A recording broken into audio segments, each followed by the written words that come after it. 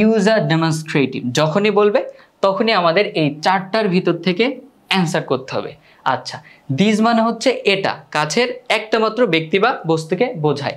আর this এর plural হচ্ছে this, মানে এগুলো, কাছের অনেকগুলো ব্যক্তি বা বস্তুকে বোঝায়।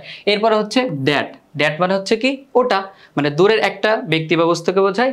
আর দ্যাট এর প্লুরাল হচ্ছে আমাদের দোজ, মানে দূরের অনেকগুলো ব্যক্তি বা বস্তুকে বোঝায়।